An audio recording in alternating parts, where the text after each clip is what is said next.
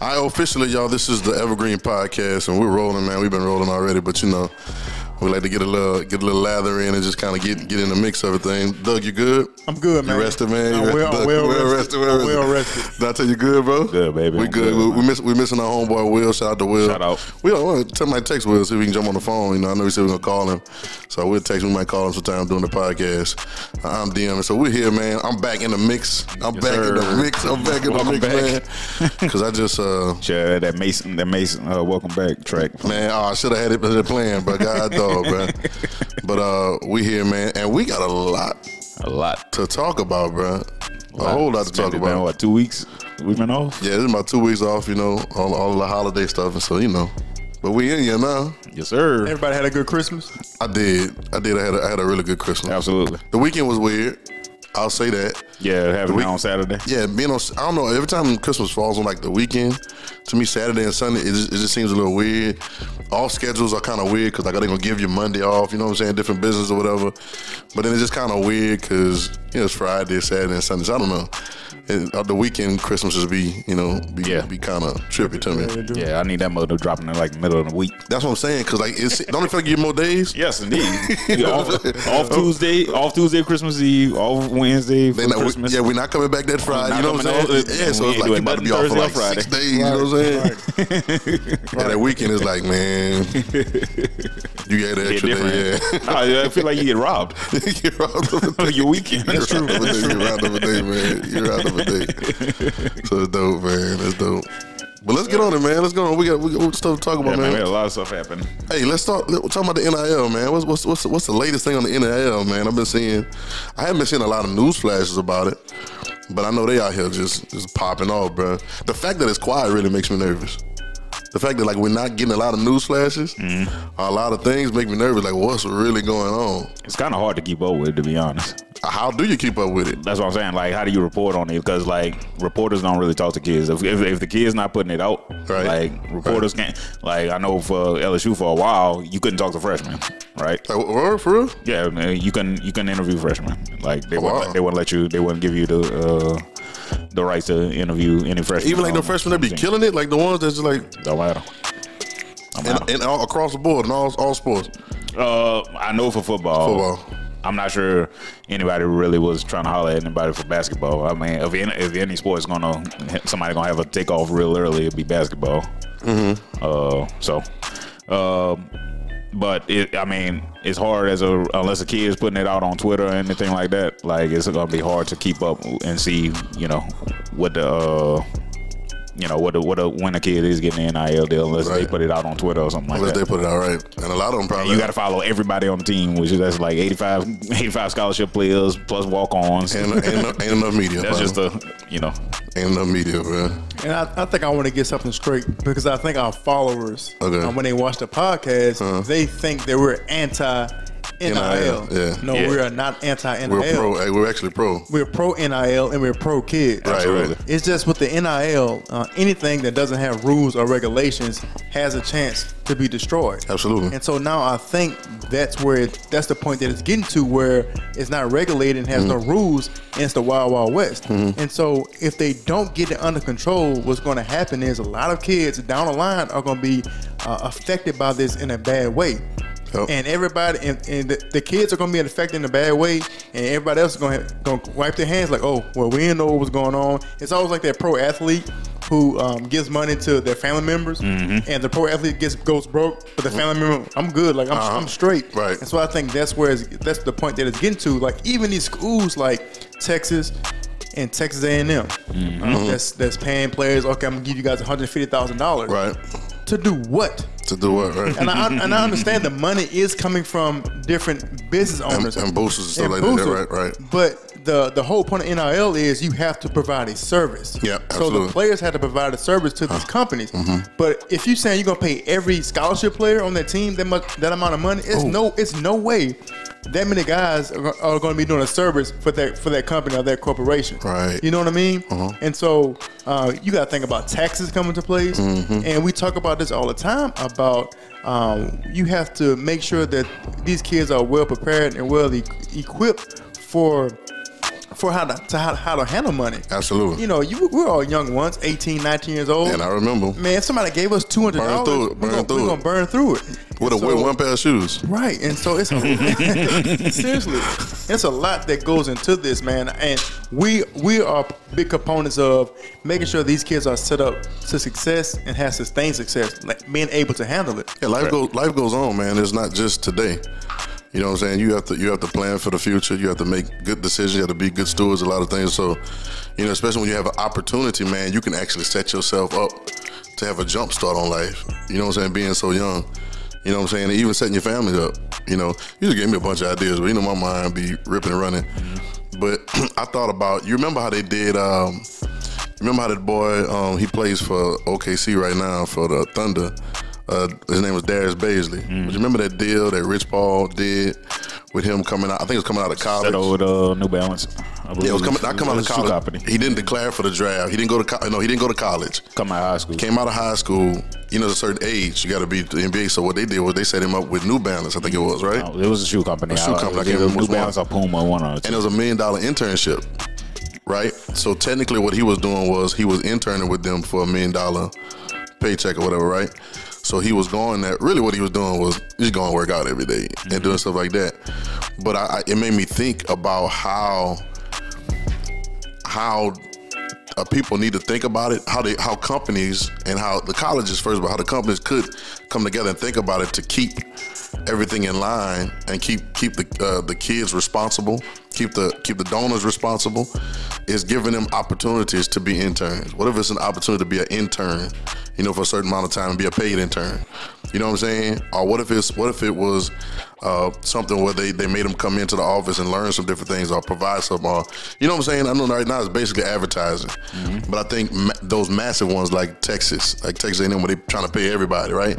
I think there should be some responsibilities, like you saying, should be some requirements for them, which there are on the regular NIL deals. You know what I'm saying? Some kind of service or some kind of, they should do something where they start opening up some kind of intern for them. Yeah. Now, I don't care. I know they gon' if they did something like that, they're not gonna keep them on no 9 to 5. You know what I'm saying? But just something like that to make it to where it's everything is meeting the requirements, instead of just be like we just throwing money out there. Even the schools like Texas and Texas A&M, they are throwing a lot of money at these kids. But that can either go good or bad. It's not going to be in between. And everybody, like business owners, they want a ROI, return of investment. So they're dishing out all this money. I'm telling you right now, if they do that, Jimbo Fisher is on a short lease. Absolutely. If Jimbo Fisher doesn't win a national championship within the next 2 years, he's going to be gone. Absolutely. And so every penny, I ain't think about that. Every penny, every money that these business owners investing into this program to these kids, if they're not winning, they're going to pull all their money back. They're not going to stop. Like, everybody in here in some way owns some type of business. You're not going to keep investing in something if you're not getting a return. And I'm a big component of this. Preach. When is the last time Texas won something? Vince Young. 2005. Vince Young. When has A&M won anything? Manziel. Never. Johnny was. They didn't want nothing, but Johnny was the most exciting thing they had. Right, but we're talking championship now. Like we're not talking about like before NIL. Yeah. If A&M won like 10 games, that's outstanding. Right. But no, it's time to bring home the hardware. The hardware. Bring home because you can't complain. Technically, you probably can't complain about getting players no more. And I think that's where everybody's missing it at. Okay, all these businesses, because what's happening is it's becoming competitive. I'm gonna say something. Who has the biggest balls? Absolutely, absolutely. That's where it's coming from now. Because Texas sees A&M doing it, so we gotta outdo them. So now it's becoming a competition between them. Between them, it has nothing to do with the kids. That's what we're talking about. Right. And I mean, like you said, yeah, it reflects. I mean, I'm looking at a Bleacher Report article right now. Ranks the early signing period that just finished in mid-December. Start with number. We'll just go 5 through 1. Ohio State Buckeyes, number 5. Texas Longhorns, number 4. Wow. Georgia Bulldogs, 3. Alabama Crimson Tide, 2. And number 1, Texas A&M. That's crazy. They in the top 5. Texas A&M. That's crazy. Yeah. I think, man, we've been talking about it, bro, and we've been kind of texting about it. But and you said just now, Dante, I think a little while ago, it's the Wild Wild West, man. Yeah, it's the Wild West. It's gunslinging. Yeah, everybody gunsling. I mean, you know, not to keep bringing up analogies about lower body, but it's a demeasuring contest. Right, yeah, absolutely. Trying to see who the big dog is, man. Yeah, like this is all it is right now. And these kids happen to be the commodity. Ain't that crazy? Yeah, that's crazy. Anything you said? Did you say just now, Doug? Anything without rules becomes a problem. You know what I'm saying? There's I see people sometimes that try to. There are these people that try to get out of taxes completely. Mm-hmm. Or, you know what I'm saying? Or like we were talking about Ballmer in one of the things, right? Mm-hmm. The thing about taxes, and I had to learn this when I got older, and it makes you not like taxes. But the thing about taxes, city tax or whatever it is that the reason that you have the roads that you have is because of taxes. Mm-hmm. The reason that you have the police or the whatever is because of taxes. The reason that you have a red light or stop signs. I heard a good quote. I believe Bomani Jones said this. It was he with his same line. Like he learned about taxes. He was like, you either pay for, you either do your part and pay for that public school or get robbed by the kid. Right. And go to that public school. Right. There it is. Right. Look, that's huge, man. And you don't understand. And we live in a society where most likely people wouldn't put in. If we just gave everybody a free choice and say, hey, look, just everybody in the community put in so we can take care of this, there's a lot of them that won't. You know what I'm saying? And so we put regulations in. Now there's regulations for taxes. Now there's regulations that you have to do it. Now there's federal stuff behind it. You know what I'm saying? Like, people don't know the IRS is not a federal organization. You know what I'm saying? It's actually an independent company on its own that just does the taxes for the country. But they got the backing of the feds. You know what I'm saying? So if you don't, they got the power subpoena. They got the power. Yeah. So if you don't, they can put you in prison. Comply. Yeah, it's over with. Okay, they're gonna come pick you up. And so it's the same thing with this NIL, man. If I think you were saying it, Doug, if something don't happen, the feds gonna have to get involved, bro. They're gonna have to. They got to get involved to regulate, bro. They're gonna have to. So I got a question though. Tell me. So explain to me why. Like, what's some of the, even though that I just said it, what's some of the dangers that can have that'll make the feds have to get involved? You know what I'm saying? I mean, the FBI will get involved with like interstate commerce. So what that means is basically, if you cost a state institution either a chance to make money, that's interstate commerce. That's state to, like, going from state to state, right. So if you costing them a chance to make money, or you in theory can be proven in court that you taking money from them that they would have earned in future earnings, that's where Fed, FBI get involved in cases like that. Sheesh. You got, like you just said, taxes. Like, there got to be regulations. These kids aren't. I mean, what you saying, Doug? I mean, these kids are getting income. They're damn sure getting income, and if they are some of them 6 figures, and if they're not, some are more than 6 figures, some 7 figures. Like Bryce Young was reported, $1 million contract, $1 million NIL deal before he took a snap this year. So I mean, I hope that, I'm pretty sure knowing the type of person that and the track record behind Nick Saban, that he's gonna make sure that, like, the people that do taxes and he's set up to make this last, in case, because like you said, you don't ever know what's gonna happen in college. You could suffer a catastrophic injury at any point. These are ridiculous sized human beings going at a ridiculous rate of speed. Right. So I wonder how that works. I wonder if I get an NIL deal with a company, you know what I'm saying, and it could be big money, right? And then I get hurt, and maybe let's say if it's like an injury where I'm not gonna play no more, or like I'm not gonna play for whatever. I wonder if they got stuff like that in the contracts, the NIL deal. Well, you got insurance in college, and Doug could tell you a lot more about that. I mean, he had to deal with that. But do they have NIL insurance? That's what I'm thinking about. Like, because if I got a deal and then I'm not playing. See, that's the thing though. There's no, when it comes to a business, right? Let's just use a past example, right? Mm-hmm. Y'all remember the Subway commercials with Jared, right? Yep. All right. And it turns out he was a child molester. All right. But that's not. I mean, that's not on. That's not on. Look the whole time too. That's not on. That's not on Jared. Yeah, I mean, he gave out the vibes. He gave out the vibes. But he made a lot of money doing Subway commercials. Yeah, he made a whole lot of money doing Subway commercials. So I mean, that's not on. That's not on Jared. Right. That Subway gave him the money. Right. The same way it's not on these athletes. Like you took a risk. You took a risk. You took a risk on who was going to be a spokesperson for your company. Right. And that's I just thought about something else when you said Bryce Young got the NIL deal, and I'm pretty sure Nick Saban and Alabama have people. I'm pretty sure have accountants that play for Texas, and so that's what I'm talking about. So like somebody like Texas or just Texas in general, when they say they're paying their whole team like $50,000, who's keeping track of that? Who's this accountant, boy? Those are a lot of W-2s. I mean, it has to be. Are they now employees? W-2s, W-9s. I don't know. Yeah, what on their contract? Who I go see if my money don't come through? That's what I'm talking about. But see, here's the thing now. So, I think they stopped that. I think that NCAA did come in. It's like, wait a minute, y'all. Wait. This has to stop because y'all got to stop. So I think they did come into that. But even like A&M in these schools, like they're offering kids. The reason the transfer portal is crazy now is because they're offering kids a lot of money. Look, if you come here, we'll give you $100,000. And so now they're going back to their school. Let me see if they'll match it.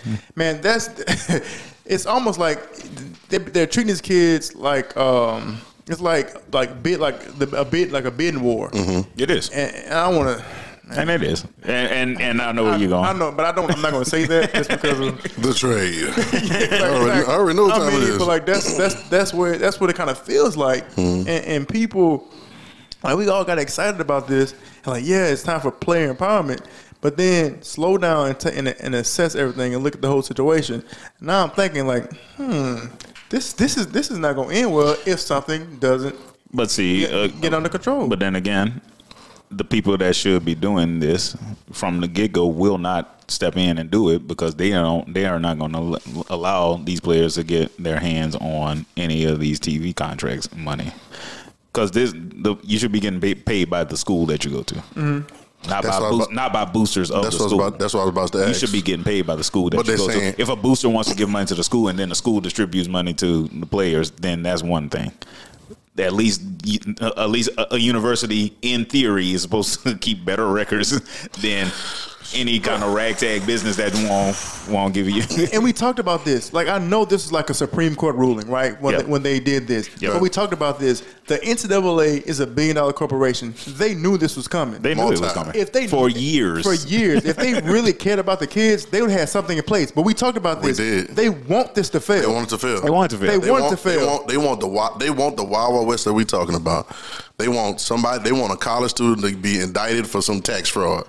They want all these different things in these newsletters, and they're gonna let it get pubbed out there big time because they want it to happen. Because if so, like we're talking now, then it gives them the way to go in and be over regulatory. Mm-hmm. In other words, almost regulating to the point to where it's putting it back the way it was. Mm-hmm. You know what I'm saying? Even worse. Even worse because they're gonna have stats for it. Mm-hmm. I notice with legal things a lot of times when the feds are trying to get a dope boy or something like that, they don't get him with just selling one little thing of dope. They track them for months and they'll let them. Absolutely, they're looking for the big fish. They're looking for the big fish and they'll let them and they'll get occurrence after occurrence. Okay, boom, boom, boom, boom, and they won't say nothing about it. They won't bust in their house. They won't let them know. Boom, boom, and now when they got a court, it's 29 counts. Oh yeah, when the feds come for you know they already got it. They already got it. Yeah, you done. They already got you. You might as well just. and how about this? I have an idea, and I'm not a financial advisor, so I have no way of. I don't know everything about different. We need to call. I could call. Can we? Here we go. We call one day. Like, and like, so the thing about it is, what's going to happen? Like the kids who are playing and making an impact, they are the ones that's going to get paid. But how about this? Like, how about these schools? Hire trustworthy financial firms to come in. Okay, I'm gonna say something right now. As a scholarship college athlete, you really don't need any money. And before people get all crazy, I feel what you're saying, and say, "Oh no, what are you talking about?" Like all this stuff. No, you really don't, because First off, I think the stipend now, if you're at a major university, is a lot. I mean, it may be like $1,500 a month. Wow. Something like that. That's a job. Yeah, so you don't have room, you don't have food, books to pay for, and food is taken care of. Right. And so if these kids are getting paid this amount of money, how about you take this money and put it in some type of trust fund or some type of annuity or something like that? Agree. Okay, I agree. And now if a kid, say he's 4 years, okay, and he doesn't go to the league, okay, where he has his money sitting up for him where he can take that money and start his life. Because we talk about this all the time. I do believe, I'm glad, I'm for this. Right. The reason I'm for this because sometimes athletes, when they leave college, they are behind. They're behind financially. Absolutely. So now they can jumpstart their life. This is money that they saved up or they invested properly, right? You got to do a lot of research. You got to do a lot of job interviewing, a lot of background checks to make sure that the money is handled properly. And let's say this, say they go to the league and something happens and they don't last long. But guess what? Now you have this money in some type of fund that you can go back and get. Because what if you go to the league and you blow your money? Right. I think it needs to be something set up like that because we are so interested in having like quick money and not thinking long term. Who's that basketball player? I'm not exactly who it was back in the 70s where Nike offered him either $100,000 or like 2% stock in the company. Where he took the $100,000. If he took the stock, he'd have been worth like $400 million. Something crazy like that. We gotta start thinking about long term instead of short term. So have something in place like that. And that's what I would like to see as well. Now look, they can use some of it. Take a percentage, like whatever you do with it. But the majority of it, man, put that money up. Yeah. Now you think the regulations are what? When they do the regulations, do you think it's gonna be actually set up to like help the athlete, or is it just gonna be set up for them to have control and then also like somebody else benefit from it as well? Because I was thinking like this, you know what I'm saying, like to actually do like a real, like have some regulations. Like I was thinking about these schools need to like have to be required to have like a quote unquote NIL department that's helping each Texas football player or like a group, like each Texas athlete, period. Yeah, Texas athlete with their deal and then how the money is allocated. You know what I'm saying? Do you think they're gonna go that far? Well, the only thing with that for me, I think they should go that far. Because it seems like they just leaving it up to the player, but all players don't. Thinking like that. There's two things for me. Two things for me with that, and that's what I was saying. Because one thing I heard somebody saying is they still don't want to do pay for play, right? So in other words, they can't get paid directly from the universities, right? So even if the university hires a financial institution to take care of that, right? Like that's somewhat of the university giving some kind of compensation. Like they would have to pass something like that. Or I think they should establish some of that. I think they should establish something like that, right? The second thing is if it's almost like they would have to. I know all the universities got some kind of boost or some kind of company or some kind of alumni that's connected to them that's a financial institution, right? And I think they could do that, but how would they do it? Where's the money coming from? Is the company getting a percentage of the money from the NIL deals, like an agent or something like that? And if so, here's my big one on this: where's the NCAA making money off the NIL? They're not. They want it to fail. But I'm saying that's the conversation. To me, I think they want it to fail because what are we getting out of it? The NCAA has always made its rules. Any other organization, NBA, NFL, NCAA, whatever you want to say, they make the deals. They want it to be fair. That's relative, right? But they want it to be. It has to be fair for the players and all for the players to agree with the CBAs, all that stuff like that, right? But at the end of the day, they're all making moves to protect the longevity of their own organization. So now with this NIL, the NCAA is not making nothing off of it. Think about it. I'd say it's more. I say more that the current athletes need to possibly go back to what they were trying to do a couple of years ago, since it seems that they have more of a freedom now. I think they need to go and reattempt to create a union amongst themselves. You talking about the players? Yeah, yeah. Because a union protects the entire group of people. Everybody might not agree, right? It's a lot like the Players Association for the NFL, NBA, and just have a players type association for. So who gonna establish that? Right. I know in Northwestern they tried it a couple of years ago. They got actually pretty far. This was pre-NIL. They got pretty far before the Supreme Court struck it down. I remember that. I remember they trying to do. I remember that. Yeah. I sure do. So I mean, they got pretty far into it before. But I believe if they were to try to reattempt it now, it probably work. I think it would work. They need to. And they were trying to make a union for their university. No, they were trying to make a union for collegiate football. For collegiate football across the board. Across the board. Oh, across the board to be paid.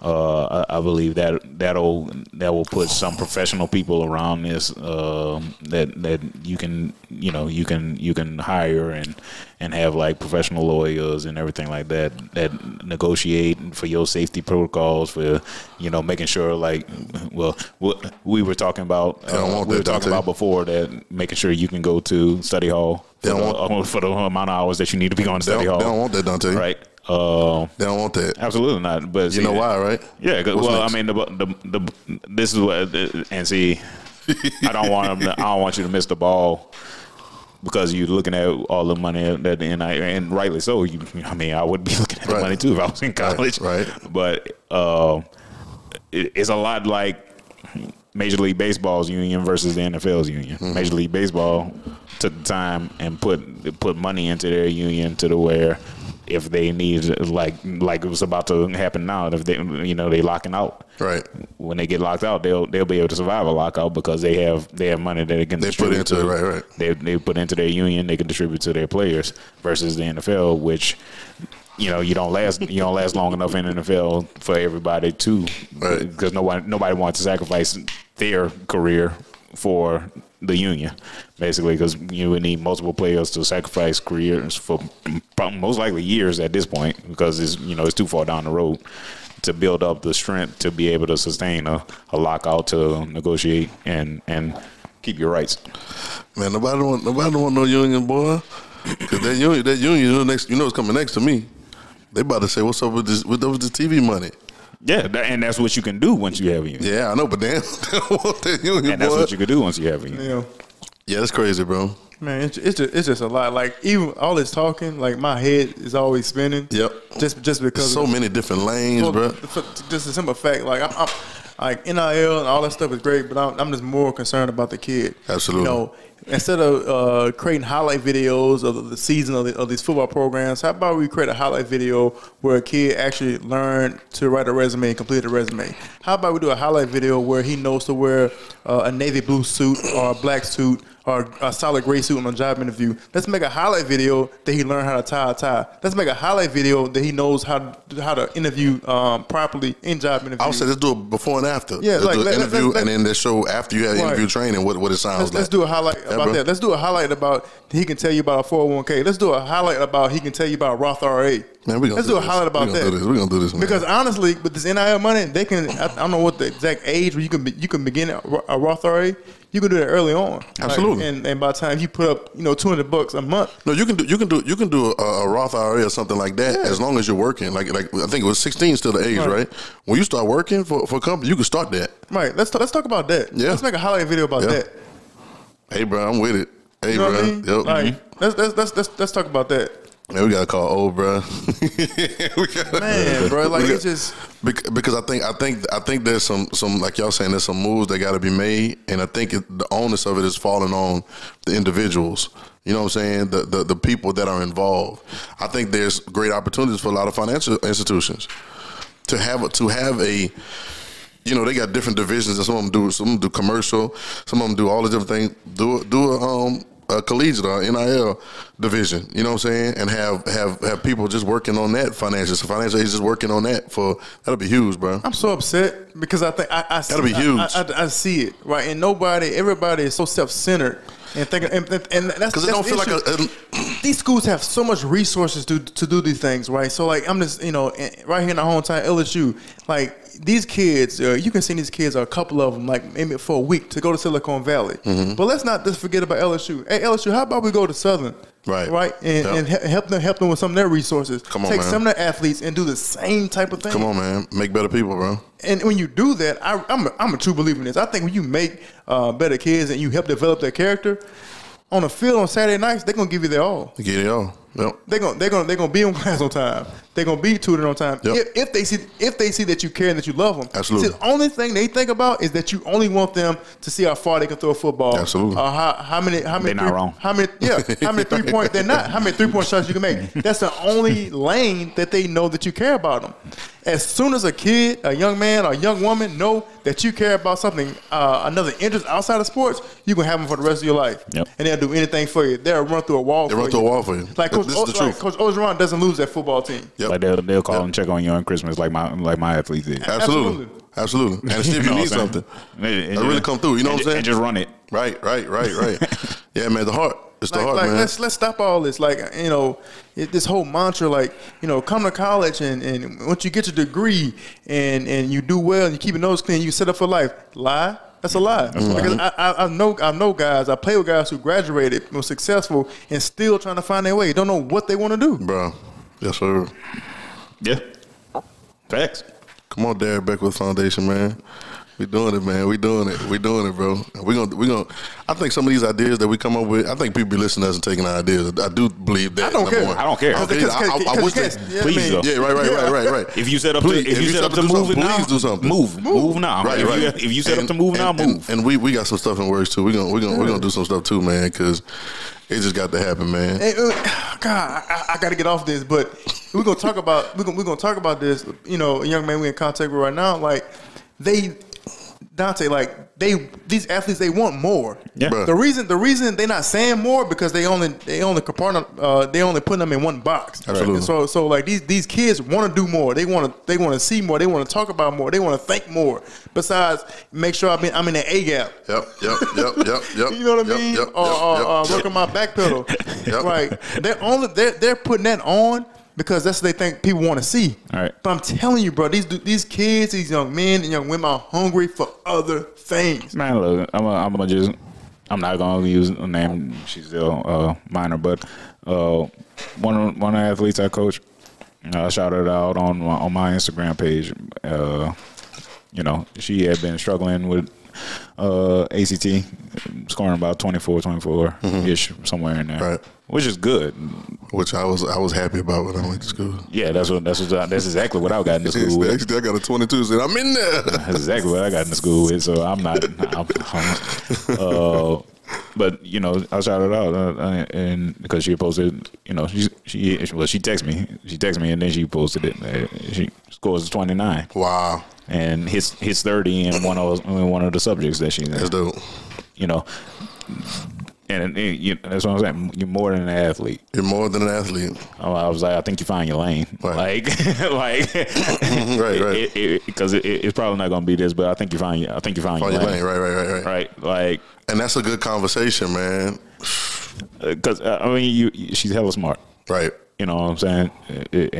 And she's going to be successful off the court, off the track. Right. And I shouted out the same way I shouted out the same way I shouted out the young lady I coached that won a state championship. Because that's your state championship right there. Right. You know what I'm saying? Yep. That's your scholarship. That's literally your scholarship. Yep.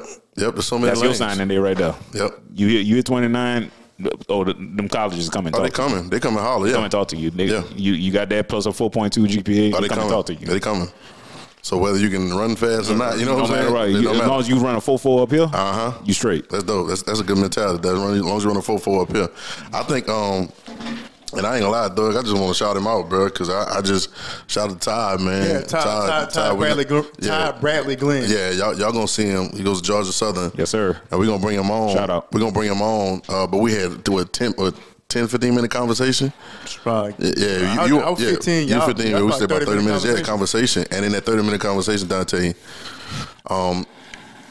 it's everything we've been talking about. Like it's almost like everything that we've been talking about make better people, empowering the athlete, giving the athlete a voice. You're more than an athlete. And we literally saw it in him explaining to us who he was and what he does. He started a side business. He started a construction business. Yeah.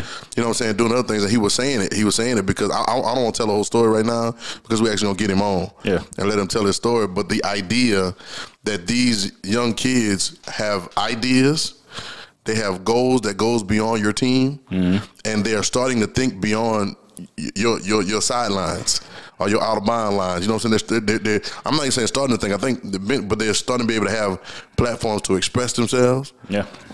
And I think for people like us and others, giving them an opportunity to go ahead and maximize that type of thought process. Give them a platform. Give them a platform, bro. Give them a platform. Help them make a platform. We got some stuff in works with them, man. But I think that's huge, man. You know what I'm saying? Just to empower the athlete and just a young person in general.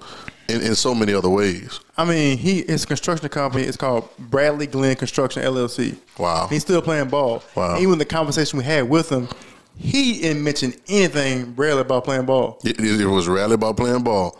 You sure was. You ain't lying. Dante, they started a book club. Your book club. That was up. That's crazy. So that lets me know that you got some other stuff going on, man. Like, in their mind, and like we always think about that, right? Like, man, it's something that's out there, but it's like they suck you back in, they pull you back in. But it just takes a couple kids like him to realize and have the see. We talk about sports on here. We love sports. But I said, what is sports? Entertainment. Entertainment. That's basically what it is. At the end of the day. And we talk about it. We fuss about it and stuff. But somebody like him, that if we can expose him in that light, other athletes are going to be like, wait a minute. Right. Right. And we talked about, right? I think those are going to be the athletes that could change the NFL players union. I think those will be the top. It's going to be a new wave. It's going to change it. Right. That's where they won't be just saying yes to every contract. Right. Right. You know. Because I mean I can't really argue with it because it presents itself in many ways. That's why greatness only lasts so long. But like the comments from Shannon Sharp saying, you know, greatness doesn't come from like a balanced individual. Like you're not going to be balanced. I mean, what y'all think about that? Well, I'll tell you something. Okay, I get it. What you're trying to say is that different too, though. Everybody balance is different. I heard somebody say this on a podcast I listened to last night. And the book is called, I forget the guy's name, but he's talking about a book called The One. It's really talking about getting things in order. He's saying don't multitask, like how you get stuff done, right? And he said he was in a conference and he told everybody, stand on one foot, right? And so, of course, all the hands in the air, hands in the air. And he said, are you balanced or are you balancing, right? And everybody was like, well, we're balancing. He's like, well, that's what it's really about. That's what you're normally doing. You're balancing. Instead of trying to have just balance by itself, it's a constant movement of balancing. You're breathing in, you're breathing out. It's less about the still being flat and stable, but it's more about knowing how to maneuver through the rocks and knowing how to maneuver through the curves and stuff like that. And I think if what he was saying is that a great individual got to put a lot in. Well, if you want to be, basically he was saying like you want to be great in the sport, right? If you want to be great in whatever, you're not going to be great in something else. You're not going to be like he said. I wasn't a great father. I wasn't a great husband. Right. And he said, like he said in his Hall of Fame speech, he apologized for all that. But he said that I wasn't because I would sacrifice all that to be great on Sundays. Yeah, I feel two ways about it. Me too. It depends on who you are because we literally looking at athletes who are doing a lot of quote unquote a lot of stuff. Yeah, but are good at a lot of things. And he's speaking from what he accomplished. Yeah, like it's not gonna be a lot of Shannon Sharps. Yeah, right. You got to be careful when you say stuff like that. You can be Shannon Sharp, same size, height, run the 40 just like he did, work out just as much as he did, and not get the opportunities. I always say this, and we were talking about this today. I always say this Depends about on who you are. It depends on who you are. I always say this about Michael Jordan all the time. Michael Jordan is quote unquote the greatest of all time, right?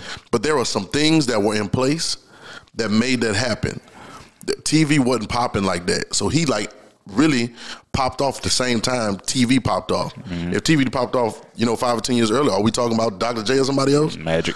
You see what I'm saying? Like, are we talking more about all the greats? Michael Jackson. If you go look at his story, I remember going to Motown. If you go look at this story, it wasn't just because he was so great at music. It was that there was a level that he was. There was a high level, but it met a high level of opportunity at the time. That's never going to happen again in history. Right now in music, you're never going to have somebody going 5 times platinum anymore. No, they're not going to do it.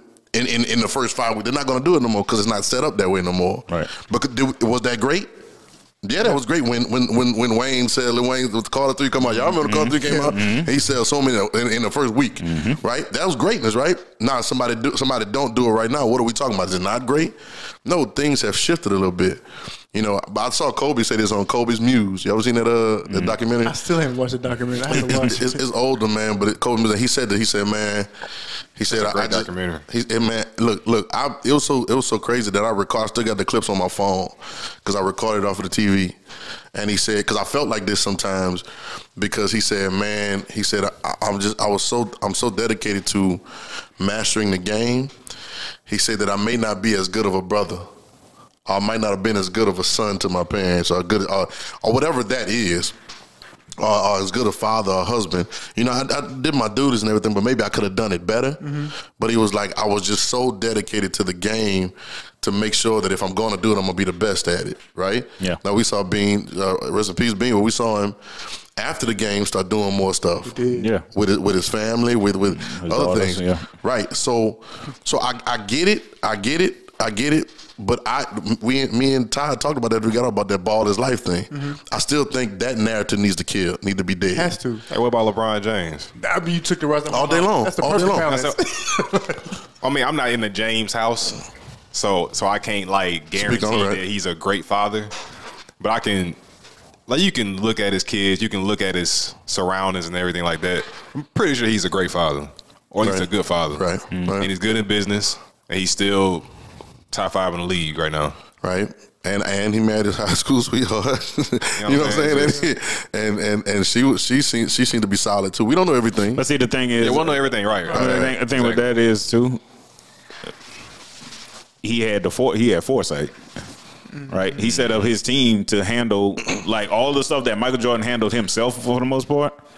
Right. LeBron set up a team to handle it because that's too much on one man to do. That's where we are, Dante. So now I hear Shannon Sharp, I hear Kobe, but now it's 2021. Right. Yeah. And if you got don't call me asking me how to set up, whatever. If you calling me, you can ask me for some expertise on how that, but don't ask me how to plug in a computer to a camera because, bro, the internet right now, YouTube, you can find anything. You can find YouTube is a doggone university right now, right? Anything. So when you call me, right now we're calling to enhance what the little small things you picked up. We were talking about that the other day, Jam. Remember that? We were talking about the tutorials, all that stuff, right? And I'm saying it to say the opportunity that there is right now in 2021 to do that.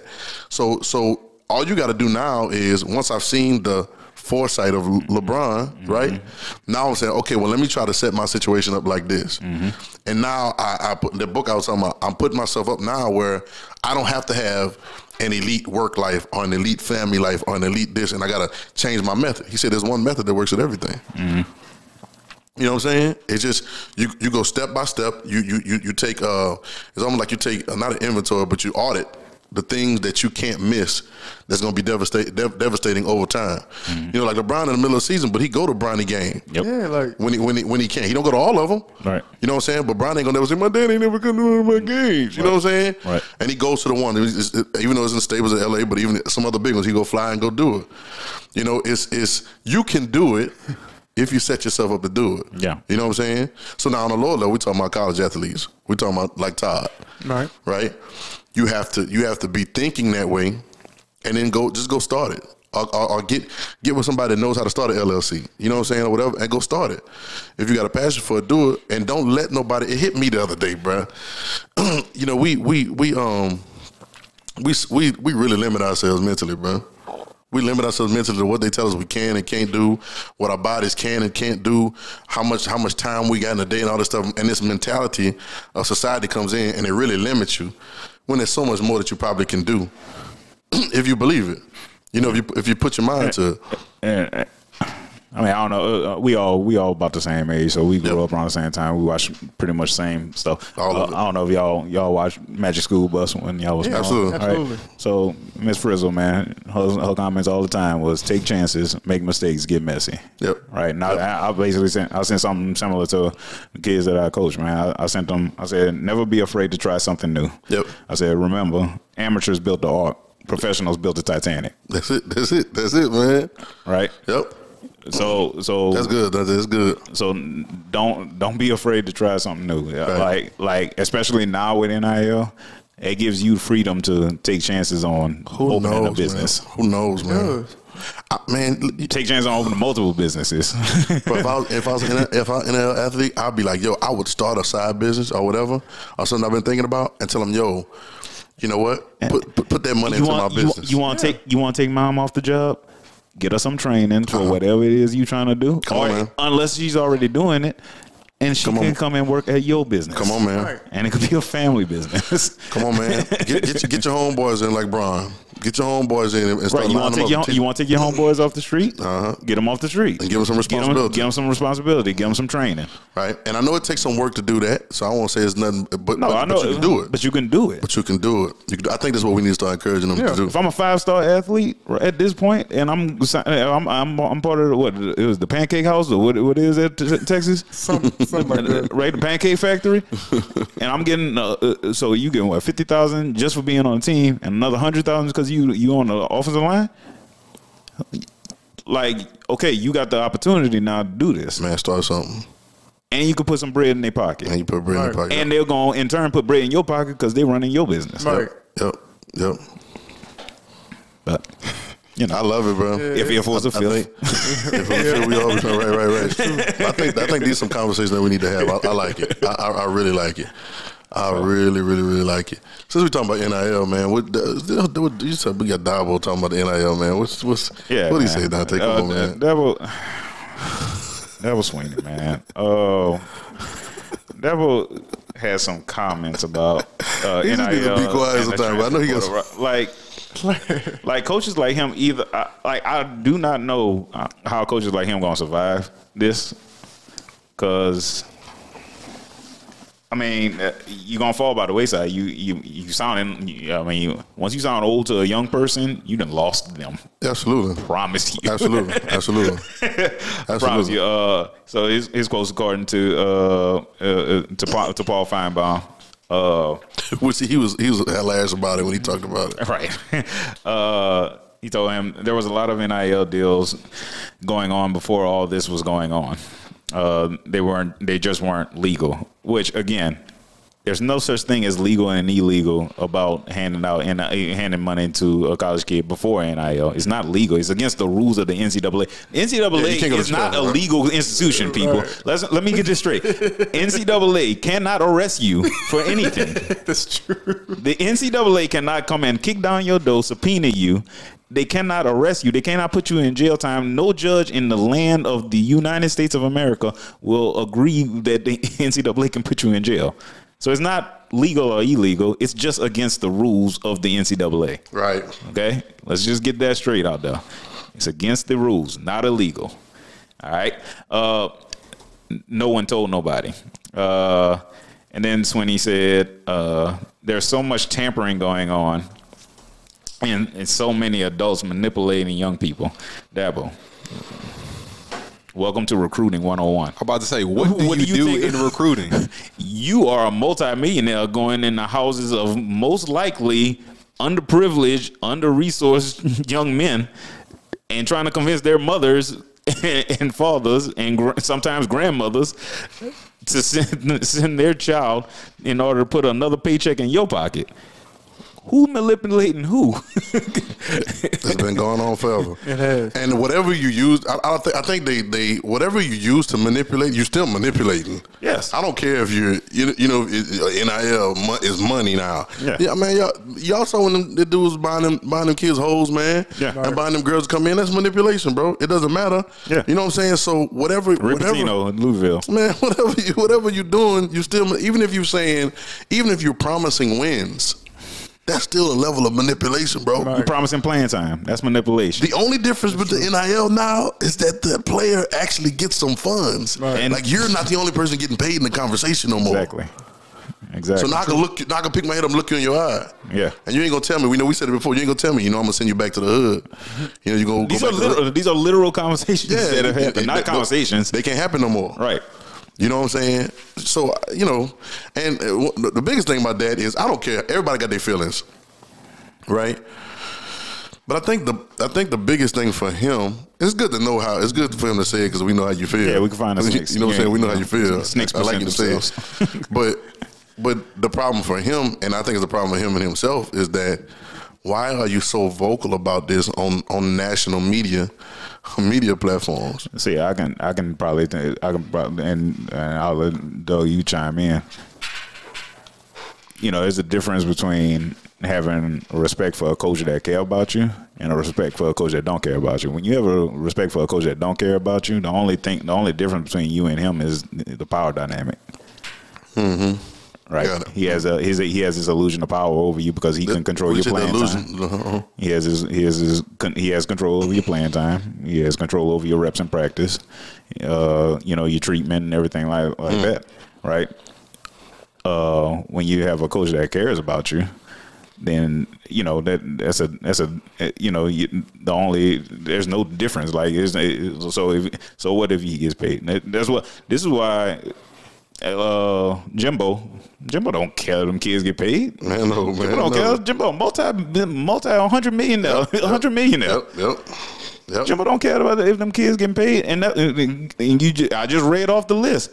He's got the top recruiting class in the nation right now. Yep. You know why? Because he ain't complaining about them kids getting paid. None of that. All right. I can name off a couple of cats that have complained about and still coaching in NCAA right now, right? Dabo Sweeney, right? Pat Fitzgerald at Northwestern, right? And I'm telling you, watch them the next 3 years. You know what I'm saying? Watch Dabo the next 3 years. Mm-hmm. No, if he keep running game like this, listen, keep watch him the next 3 years because now it don't. Now they go. If I go anywhere and get paid, then I ain't got like Clemson's major recruiting base is Atlanta. Mm-hmm. Right. Mm-hmm. So now if I can go, if I can go University of Georgia, stay in state, moms ain't got to drive that far. Man, you know what I'm saying?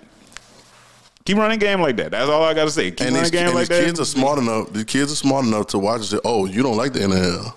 Yeah. Oh, you don't want me to make money? Right. Okay. Right. Oh, so you just make the money? Yeah, you would. Yeah. You just make the money, and you would probably vote for this to stop for me. Absolutely. Okay. Who is over the public relations at Clemson? Someone needs to take him. Somebody needs to get them and take him in the office and say, "Hey." It's gonna mess up their recruiting. Hey, shut up. Right, let me look it up. Yeah, shut up. Yeah. Hey, you know what? Just be quiet. Or just we understand how you feel, sir. We get but just don't say it out loud. Don't say it out loud. I'll just say, look. Maybe let me insert myself in Dabo. I'm on Paul Fineborn right now. Right. So I'm Dabo. What he should have said is this. Look, NIL, it's a great opportunity for these young men to maybe have a new identity and start a new life. But with the new NIL, let's make sure that we're educating these kids. There it is. Come on. Now you talking like a politician. Now let's go. Hey, yep. Now the kids like, man, he for NIL, but then he really care about me. Uh-huh. He wants it. True or not? Even if you ball face lying about it. Even if you ball face lying, it would be better if you really meant it. I text y'all and told y'all what I thought Dabo sounded like, and I ain't gonna say it on here. But it sounded like them good Christian, Christian owners. So 15 is where Clemson lands as far as the early signing period, right? Yeah, they're gonna be Clemson is usually top 5. Yeah, but they're gonna be 15 because they're gonna be 15 because he made a comment when it first started. Yeah, he did. Before it started, he did. And see, he's gonna be. He gonna fall by the wayside. He gonna fall by the wayside, and then he gonna be in trouble for any other jobs or whatever because you've documented that this is how you feel about this. The whole recruiting process is to get the child to believe in you and your program, and believe that your program is the best for them. That your program is, you want the best for them. That you care for them. That's the whole thing. They get in. Doug. They get in recruiting. They come in the living room, tell them we love you. You know what I'm saying? Like they say all kind of stuff. But that's gonna stick with you. That's gonna stick. Like you almost have to make another public statement. Mm-hmm. Like he's almost gonna have to say. He's gonna also have to make another public statement saying, "Listen, I think people misinterpreted what I was saying. I just think that unregulated it may be a problem." Right. He's gonna have to say something. Like they're gonna come out and have to make him say something. And I watched this man walk the sideline playing against who they played against tonight. Iowa State. Iowa State, and I watched them, and I don't know if they won or not. They might. I didn't watch final highlight. No. But I was like, I wonder what it feels like to be in the college playoff for like 2 years, 3 years. You know what I'm saying, in a row, and then like you just not even there no more. Now you like at the.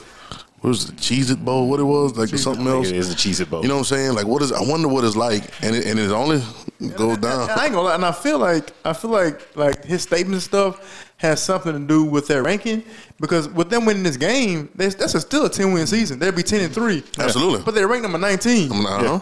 And so, like, even that type of stuff, because normally, a 10-win season, man, you're gonna be ranked a little bit higher than that. Mm-hmm. And so I think all that stuff has something to play with it as well. And so now, like, even man, back in the if you win 10 games now, that's a real good season. Man, 10-3, man. You 10-3, bro. Man, you know how difficult that is. That's very difficult. So now he gonna win 10 games. But ain't nobody gonna be paying attention because of other things that he has said in the media. Like I said, if you felt that way, you cannot publicize that. You can't you can't even publicize that in the locker room to your team. No, you can't say it. No, you better keep it amongst you and your friends. No, you and your brain. Right. No, you can't say it around anybody, especially now with not in that profession. Technology, like and it shows to me that maybe there's a good old boy thing in your mind that you need to change. Not maybe, for sure. But I don't get Dabo know what it's like. Like know what it's like. Like you come from this. He comes from not having a father. He got it out the mud from Alabama. Your mama was sleeping on you slept on the floor of your own dorm so your mama could sleep in the bed of your dorm room. Like you come from this. Like where does this? Well, I think. Okay, now y'all telling me something. See, I don't know those stories, right? Yeah. But I think sometimes that's the thing too. I want you to get it like I got it. No, if you don't have to struggle, I don't want you to struggle. Nah, but y'all know that, man. We know enough old heads, man. We know enough old heads to know they want you to. Sometimes they want you to, like, well, you get out there and get it like I get it. No. But you claim you care about me. No, we're not riding horses no more. We don't have to. But you claim you care about me.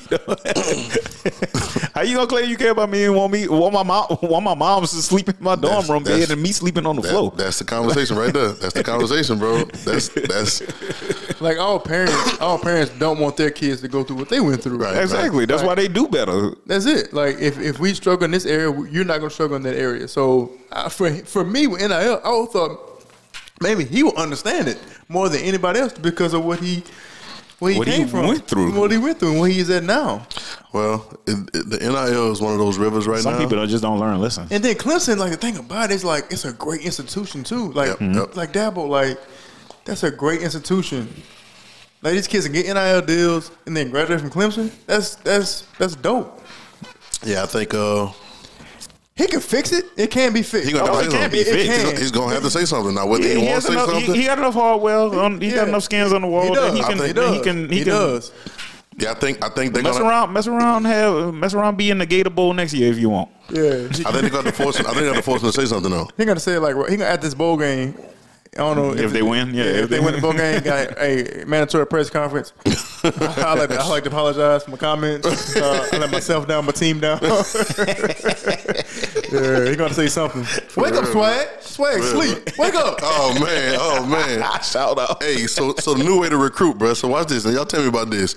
I saw a little 30-second clip on YouTube today with Shedeur Sanders. Yeah, and he said they asked him about before they celebration bowl was God dog. They got something. But anyway, it's another conversation. They got a little work to do with that. The boys put it on them on their celebration bowl. But it's just one of them things you live and you learn. But they do the press conference and they asked him. They said, well, about Hunter, right? They said like, man, they said what went into doing that TikTok or whatever. You know, he did a little TikTok that went viral. Him and they were dancing or whatever. And he said, well, I asked him. He said he asked me to do the TikTok. I said, if I do the TikTok, you gonna sign? And he was like, yeah. He said, so I knew he was coming to Jackson State. Really? He literally said, I'll send you the clip, the 30-second clip. He said, if I do the TikTok, you gonna sign? And he was like, yeah, I'm gonna sign. He said, all right, well, cool. And did TikTok with him. And I mind you, the TikTok went viral. The power of TikTok. That's what he said. Swag, bitch. No, the power of TikTok. The power of TikTok. The power of TikTok. Shout out, first of all, and then what they said last week, TikTok overcame who? Google. Like as and YouTube. Like the most used. You know how huge that is? Like the most used website. I know. Like on the internet right now. He told us. But power of TikTok, the power of them But kids, it also man. shows that, you know, I don't know how old the guy is. He's 17, 18, 19. Yeah, it's 17. Like that age group, you know what I'm saying? Like that also shows like where their mind is. They value something. What they value. Yeah, they value TikTok that much. Yep. Or they value something that somebody else might not value at all that much. But some coaches not even thinking about using that. That's what I'm saying. But that's the same thing we just talked about with that. Like you're not even thinking forward like that to make. So that's a new form of recruiting. That's what I asked about. Yeah. So now, first of all, it is not illegal for other players to recruit other players, is it? No. Like if you play in a university. Nope. Players could contact you at any time. Yeah, anytime. Yes. Yeah, that's not. That's why I said it's like dead period is when coaches can't contact you. Right. Like, but players can contact you at any time. Right. That's why they usually set you up with players escorting you. So I got a question. Visits. I got a question. Was that a big prevalent thing when recruiting? Like, were they leaning heavy on players recruiting other players a lot like that? Man, look, I think it was more stressful recruiting than actually playing on Saturday. Because that's pressure. Because when you got that phone call during recruiting season, like on that Thursday. Hey, we got such and such coming to town. Are you available? Sheesh. Like one of those things. Like, are you available? Yeah, but it's like, no, you better be available. You available? You available, right? Right. And so that's pressure because yes, they spend time with the coaches and all that stuff, but the majority of the time, like with you that Friday evening and that Saturday evening, and that weekend, they're with you, right? And so it's a lot of pressure to make sure that you set a good. Whatever it is, you got to sell the program. You got to sell it hard. You know what I'm saying? But what I have found though is this: they get it from two different spectrums because from the player they're gonna get the real. We're gonna give them the real, spill thing, right? The pros and the cons. So what I found is like even back in LSU, that was back way 05, 06, 07. That we tell them the truth about the program. A lot of times we're able to get guys.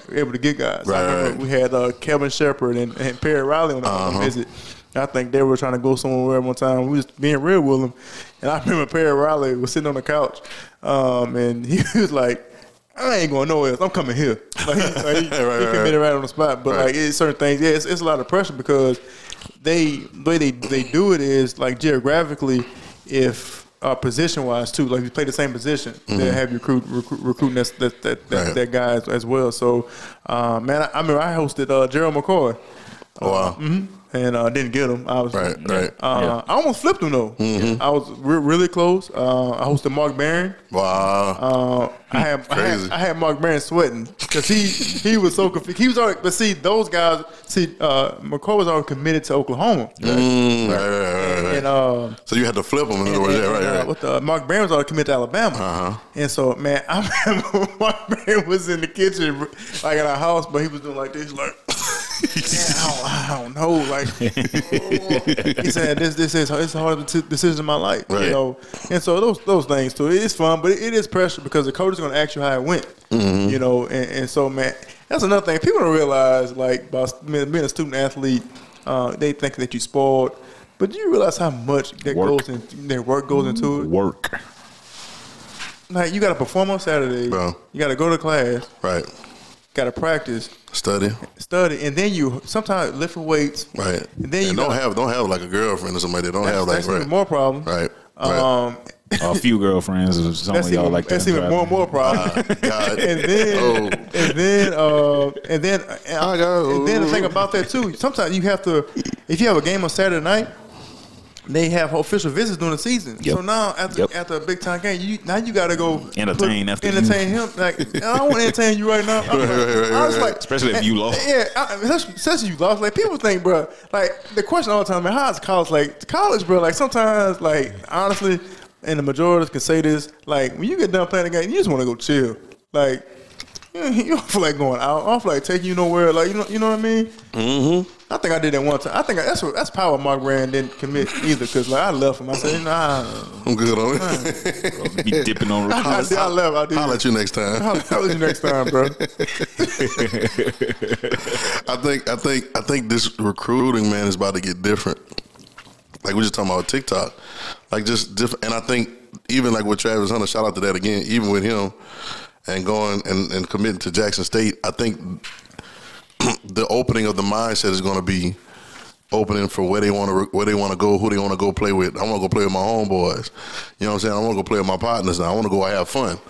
You know what I'm saying? I know I can be seen anywhere, but now I want to go have fun. I think the recruiting is going to change. Like, even that, like, to hear him say, "Oh, I'm gonna do this TikTok with you," it's gonna go viral.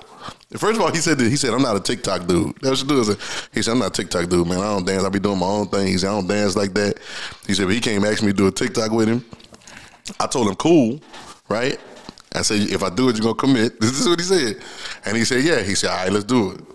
He said, so I knew he literally said, I knew he was coming to Jackson State. Man, somebody watching our podcast, because before Travis Hunter and all that, we always talked about it's going to take one 5-star recruit to change the game.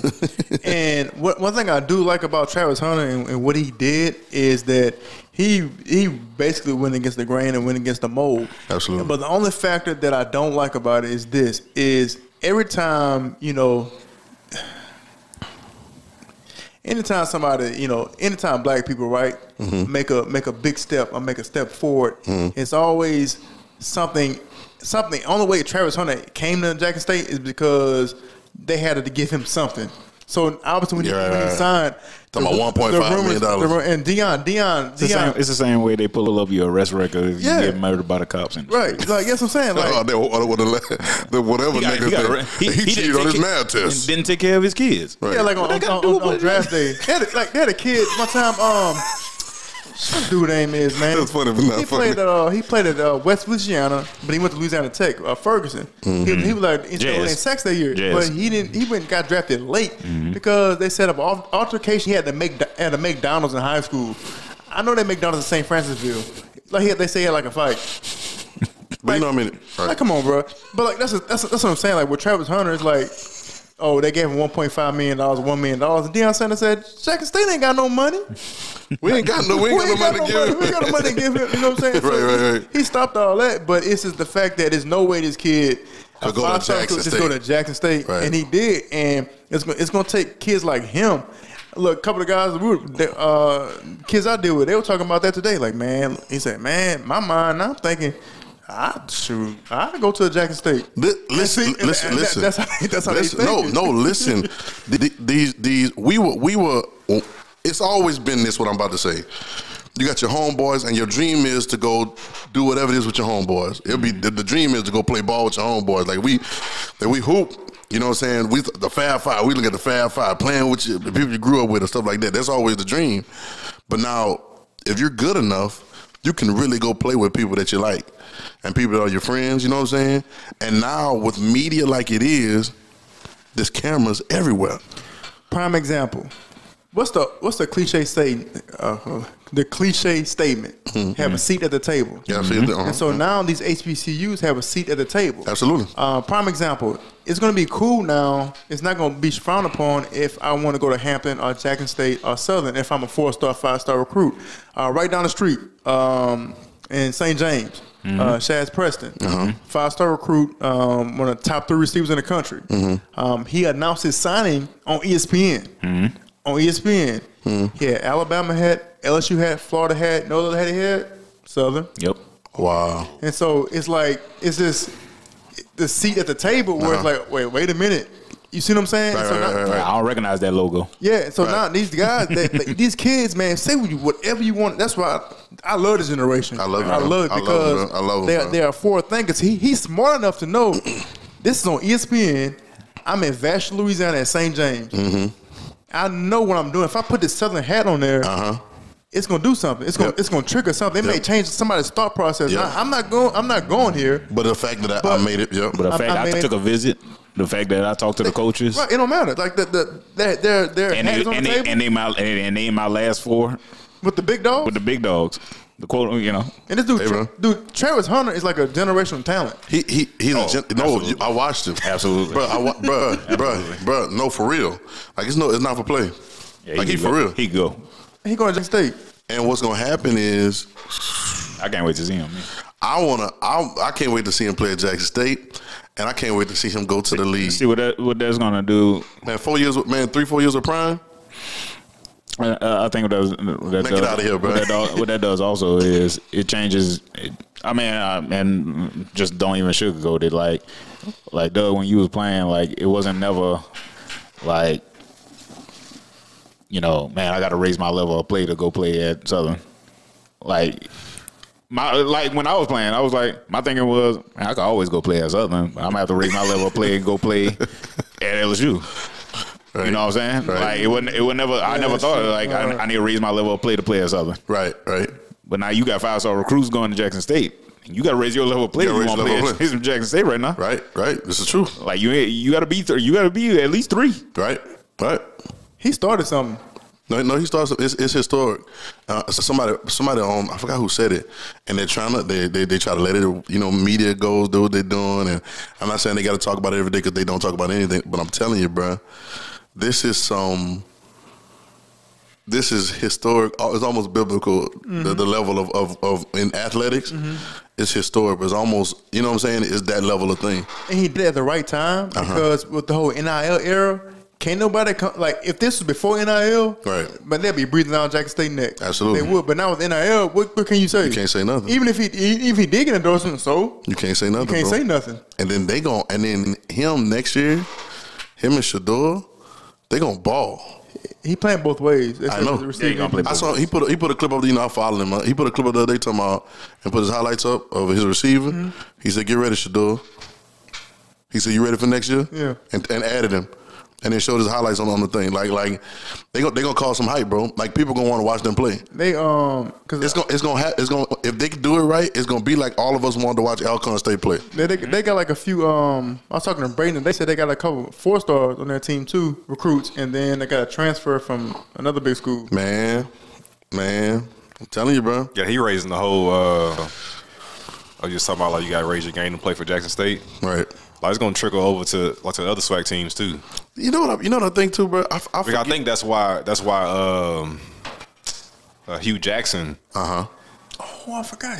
I think that's why he went. Grambling. Grambling. It's like he really went Southern had a dog to on good Grambling coach. because he saw. Dooley, huh? They did. I was like, he saw Prime was like, all right, you know what I'm saying? He probably know Prime going, he gonna raise this. You know what I'm saying? So I got to get in on this too. You know what I'm saying? Yeah. There's about to be some heat. And And let me tell you something. Just These give it guys, time. Give it time. no, these guys have money. Yeah. Yeah, that's what it is. Prime said that the other day. He was like, "Listen, y'all need to understand. Prime is good. Right. Prime good. So I'm not doing nothing. Can't nobody." He was talking about the coaches. He said the other schools offer. He said they can't offer me no money that's gonna make me feel no kind of way. He said, "Now it may change my staff members' lifestyle." He said, "But it's not gonna change my lifestyle." You know what I'm saying? So I think sometimes And too. bro, too, like I know, like in past episodes, like we've kind of been like, dang, bro, like, you know what I'm saying? What the SWAC doing? Like kind of frustrated with the SWAC in some way. But I think, like I'm starting to be a little more optimistic about it. I think the SWAC as a whole, as a conference, I ain't saying 100%, but like I feel like they gonna start working together. Like not like publicly, oh yeah, we in this together. Right. But just like subconsciously, and then like like those unwritten rules like you got between your friends or like amongst men. I think they gonna start establishing like some unwritten type of vibe and rules and like standards of like let's do this. You know what I'm saying?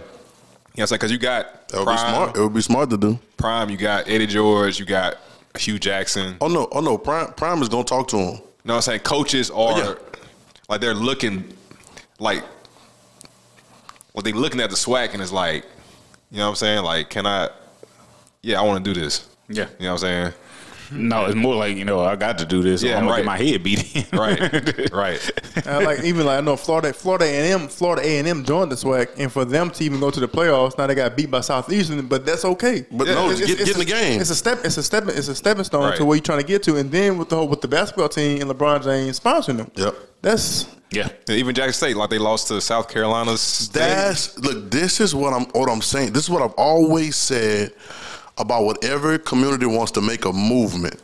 It has to be those things that are like that. LeBron James sponsor that team, right? Mm-hmm. Y'all get together and talk behind closed doors. Hugh Jackson, Eddie George, Deion Sanders, y'all talk about it. You don't think all them coaches that was from Saban that he been playing and beating every year that used to be his assistant, you don't think they having conversations? Yes, man. But all it takes is one, though. You know what I'm saying? Like That's it started, you know what I'm saying? Like it's something about Prime, like he just like exuded confidence in like other people. Right. You know what I'm saying? Mm-hmm. Like to the players, to the coaches. Like and Prime got a staff too, boy. Like to a football fan. You know what I'm saying? Like me, like a football fan, like he got Kevin Mathis over there. Like I ain't care about the SWAC. You know Mathis used to play for Detroit. Did he play for Detroit? somebody. Yeah, it's just. And that's how I know it's getting to the point where it's serious, because I was in Torchy's, the restaurant on the campus, and I'm eating whatever, but at the same time I'm glued to the TV watching Jackson State and South Carolina State. Wow. I'm looking like this is the first time like I was really interested and engaged to see what's going to happen. Right. Because I was saying, I was like, okay, Jackson State just got the 5-star recruit. How they gonna handle it? So all those things is drawing attention to the program. Draw attention to the program, man. And I think we forget Prime, man. We forget who Prime is. Mm-hmm. Prime is the GOAT of marketing too. He's a go to marketing. Prime been a go to marketing since he came out of Florida State. While he was at Florida State, you gotta realize he's the greatest DB to ever play the game. Yeah, he is. Hands down, Hall of Fame. Yeah, he's the reason that DBs get paid what they get paid. Absolutely. Like he brought value to the there is no lockdown corner. There's no coach that has you gotta catch what I'm saying, has a career like Deion. Like if you compare a coach's career to Deion's career, Deion is the GOAT at what he did, right? It's comparable to what Saban's doing at Alabama, maybe, right? You know what I'm saying? But now Deion did that on the field, and lived his dream.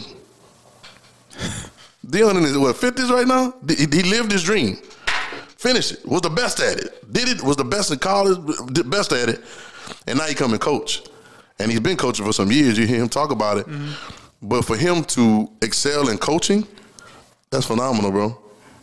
Because there's nothing. What else? He's not coaching to prove that he's a good. He can have a good career or something. Right. I don't already live my dream. This is my second one now. Right. You know what I'm saying? He's like on his second version. Right. That's huge, bro. Yep.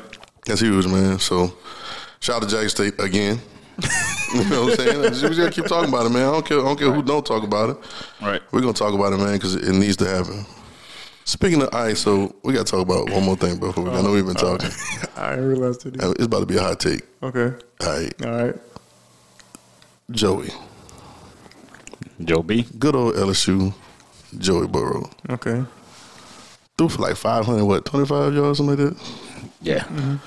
Last week against the Ravens. 5 and a quarter. Right. Like 158 passing rating. I mean, I forgot what his number was, but I don't think it was like 7 drop passes, 6 or 7 drop passes. Something like that. Hey, bro. We said it already. Y'all want to say it? Who want to say it? I'm going to say it. Man, Joe different, bro. Hey, when he finished, Joe going to be the GOAT. Joe different. It's too early to say it, but I get what you're saying. Joe going to be the GOAT. Barring any injuries and barring any, bad team management, like he can't get players or whatever. That's what I'm thinking about. I didn't realize. Because he is with the Bengals. Yeah, but look what they're doing this year. Them boys they signed Jamal. I said this before. Everybody they signed Jamal. They took Jamal because look at what the boy did with Jamal in college. Right. They took Jamal and he came in balling. First year. That's true. They got Thick Pen. Y'all remember Thick Pen? I don't know if y'all remember Thick Pen playing at No, Higgins. Higgins. Higgins. T. Higgins, T. Higgins T. Higgins. from Clemson. From Clemson. Yeah, T. Higgins was a dog, boy. And he's just an injury. And they got the boy. He Tyler Boyd. Tyler Boyd good. They balling, and they tight end good too. Uzma, whatever. And the running back. What we talking about? What we talking about, bro? What we talking about? They gonna cause a little trouble. As long as he under this rookie contract, they need to go for it because he cheap right now. Yeah. Yep. So it ain't gonna be hard to deal. It ain't hard to build around him. Right. As long as he on that rookie contract. Yep. And they need if they keep building around him, and they're smart about it, boy, Joe gonna end up being the GOAT, boy. Now, does he take the same approach as Tom Brady? You know, like Tom Brady at New England never took like major max money because so you can afford the pieces around him. Like, does he take that approach? To me, How much do you trust your front office? Well, that's a conversation. And Tom Brady obviously trusted New England. That's a conversation, and then it works. Tom Brady's the GOAT. What we talking about? He didn't make a bad decision. For him to take less money, and he not losing no money because he get it all. All right, like the GOAT debate, obviously. So, you know, we talk about LeBron and Mike. So, Eric, people say that the reason Mike is the GOAT is because he got 6 rings. So, does Joe Burrow does he have to surpass Tom Brady in Super Bowl rings to be the GOAT? It's always gonna be. But it's always gonna be that conversation. Yeah, I don't think so. I don't think championships. A person win championships, you know, make sure he's the GOAT because he got more championships. Who is the? He got to win some. Who's the better? He will. He got to get 9. I think he will. Like, who's the better player? Like, come on, man, be honest. All right, that's a better all-around basketball player. If you put LeBron, we about to do this, Doug. I know, but Let's do it. Like, Come on. like LeBron James. This is a lifetime argument, bro. It is, bro. But think about it. Like, people put everything aside, right? Because look, I thought Jordan was the GOAT for a long time. Even when LeBron was still playing with the, you know, I was like, Jordan's still the GOAT. Until I started watching LeBron, I said, wait a minute, like, tell me something that he's not good at. That boy started at center yesterday. Stop the part. Yeah, that's true. He started at center. He did. Yeah, 19. And dropped 30 something. 34, 11. He started at center. He did. What are we talking about? That's true too. In year 19. Somebody said the other day, like this streak, these last 8-9 games, this is the best basketball he may play his whole career. He's just not as athletic. And they've been losing. Yeah. And they've been losing. They've been losing, huh? Yeah, like points and stat wise, yeah. Man, hey, bro, I'm just crazy. But that's the conversation. Now we talking about Joey. Yeah. Like, I watched the boy play. Now, what he did at LSU was phenomenal. As Crazy. A college player. Yeah, well, That's the best college season ever. And he probably Like, I think we forget the stat line he had in the SEC championship. He threw 8 touchdowns. no, that was against Oklahoma. In the playoff. Okay, Oklahoma playoff. Yeah. Either way, he threw 8. That's the big stage. He threw 8 touchdowns in a bowl game against another Power 5 school. He did. And I watched him in the championship. I watched him in the championship, and he Crazy. He got goat skin. He do. He got like the eye test gives goat. He do. Because he don't get rattled, bro. He do. And he got this look in his face. Like it reminds me of Tom a little bit. He does. Because you never gonna hear Tom talk noise like that. Like you're not gonna hear it too much. But he like talking noise. What he said? He told the coach the other day. Man, no, I know he they had him mic'd up, and it was like a third and 8, 3rd and 9, something like that, and he threw for a touchdown, and the defensive call was a zero blitz, zero meaning no safety back, everybody in man-to-man coverage, and they blitzed him. And he read that diagnosis from the get-go and just let the ball go. Receiver went, made a play, scored a touchdown, and he come back to the sideline. He was like, they going to zero me?